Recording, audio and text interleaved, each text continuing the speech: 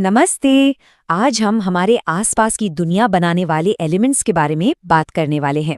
जी हाँ, हम मेटल्स और नॉन मेटल्स की दुनिया में थोड़ा और गहरा उतरेंगे और समझने की कोशिश करेंगे कि आखिर इनमें फर्क क्या है। तो चलिए शुरुआत इसी सवाल से करते हैं। कभी सोचा है कि एक सोने की अंगूठी और एक पेंसिल की नोक दोनों ही तो तत्व हैं, पर इनमें जमीन आसमान का फर्क क्यों है? आखिर वो कौन सी चीज है जो इन्हें इतना अलग बनाती है? आइए इसी पहेली को सुलझाते हैं। ठीक है, तो सबसे पहले हम उन चीजों पर नजर डालेंगे जिन्हें हम देख सकते हैं, महसूस कर सकते हैं, मतलब इनकी फिजिकल प्रॉपर्टीज। यही वो गुण हैं जो पहली नजर में इन दो ग्रुप्स को एक दूसरे से बिल्कुल अलग दिखाते हैं। तो सबसे पहली चीज है चमक या लस्टर। ज्यादातर मेटल्स में एक खास तरह की अपनी ही शाइन होती है ना? वहीं दूसरी तरफ नॉन मेटल्स आमतौर पर डल होते हैं, उनमें कोई चमक नहीं होती। लेकिन यहाँ एक जबरदस्त एक्सेप्शन है, हीरा। है तो ये एक नॉन मेटल, पर इसकी चमक तो दुनिया भर में मशहूर है।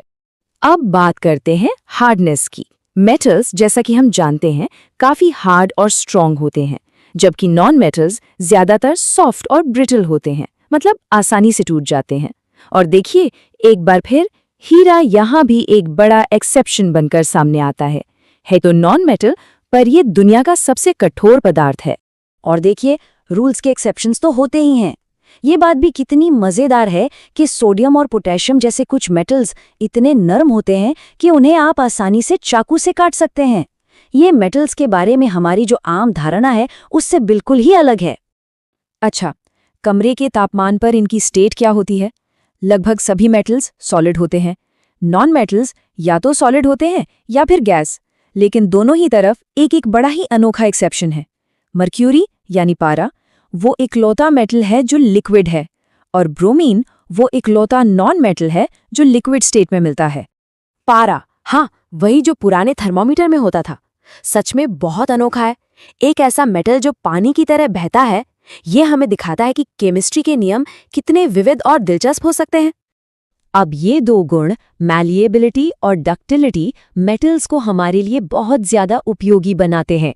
मैलिएबिलिटी का मतलब है कि उन्हें पीट कर पतली शीट्स में बदला जा सकता है, जैसे एल्यूमिनियम फॉइल। और डक्टिलिटी का मतलब है कि उन्हें खींचकर पतले तार बनाए जा सकते हैं, जैसे कॉपर के तार। नॉन मेटल्स में ये दोनों ही गुण नहीं होते। ये एक बहुत ही बड़ा अंतर है।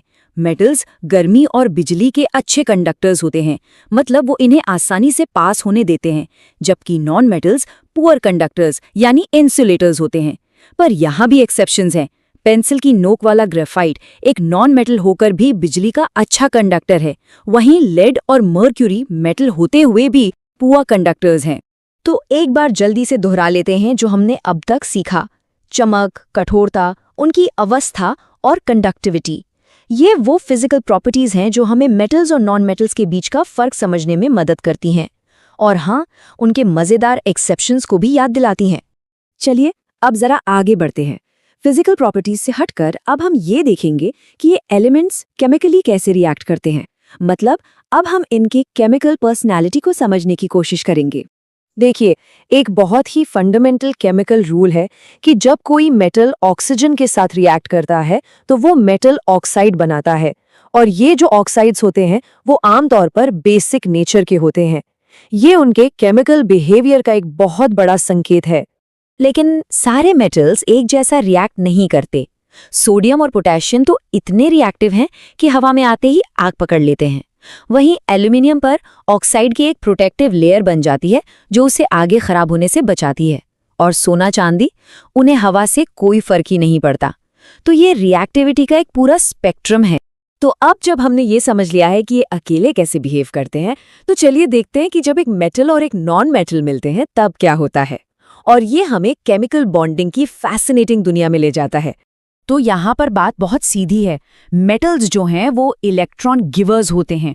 वो अपने आउटर शेल से इलेक्ट्रॉन आसानी से खो देते हैं और पॉजिटिव चार्ज वाले बन जाते हैं। और नॉन मेटल्स वो इलेक्ट्रॉन टेकर्स होते हैं। वो इलेक्ट्रॉन लेकर नेगेटिव चार्ज वाले बन जाते हैं। तो एक देने वाला है, दूसरा लेने वाला। इसका सबसे बढ़िया उदाहरण है हमारा खाने वाला नमक, यानी सोडियम क्लोराइड।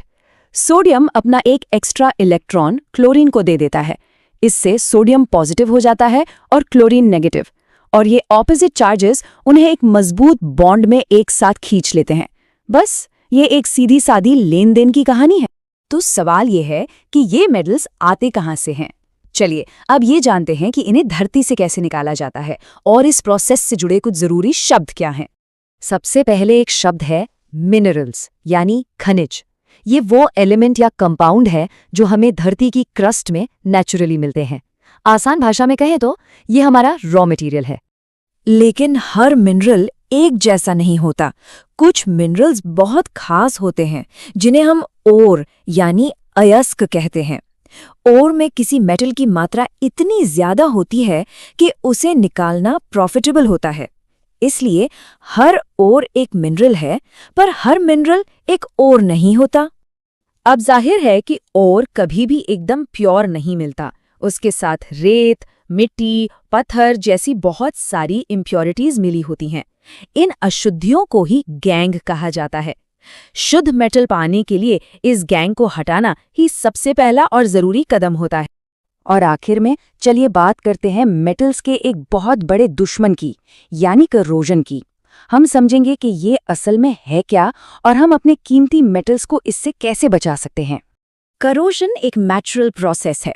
हम सबने देखा है, चांदी हवा के संपर्क में आकर काली पड़ जाती है, तांबे के बर्तनों पर नम हवा से हरी हरी परत जम जाती है, और लोहा, हम सब जानते हैं कि नम हवा में रखने से उस पर भूरे रंग का जंग लग जाता है।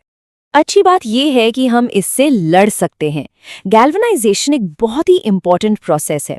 इसमें लोहे या स्टील के ऊपर जिंक की एक पतली परत चढ़ा दी जाती है। ये जिंक की परत एक ढाल की तरह काम करती है और लोहे को जंग लगने से बचाती है।